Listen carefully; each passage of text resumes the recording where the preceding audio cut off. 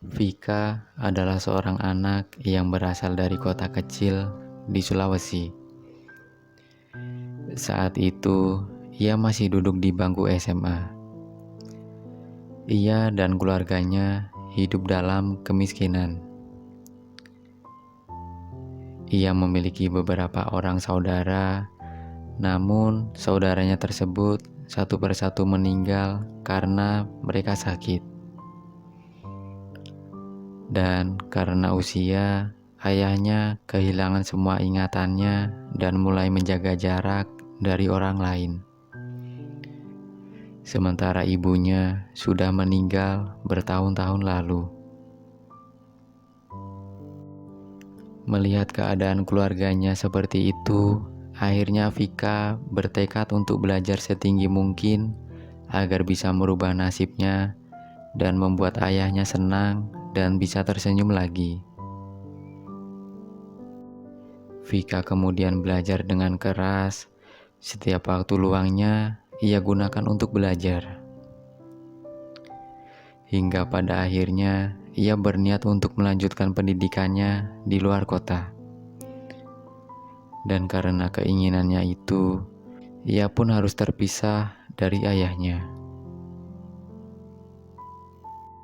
Setelah terpisah dari sang ayah, ia hidup sendiri di kota rantaunya. Untuk tetap bertahan hidup, ia bekerja dan banting tulang sendiri. Namun, ia tak pernah mengeluh sama sekali. Ia tidak pernah putus asa karena memang yang ada dalam pikirannya hanyalah membahagiakan orang-orang yang disayang serta merubah nasib agar bisa hidup lebih baik lagi. Hingga akhirnya dengan jerih payahnya, ia berhasil menyelesaikan pendidikannya sampai ke perguruan tinggi. Setelah bertahun-tahun merantau, pada saat itu juga ia langsung kembali ke kampung halaman untuk bertemu sang ayah. Pada saat itu, ia menghampiri ayahnya yang semakin hari semakin menua.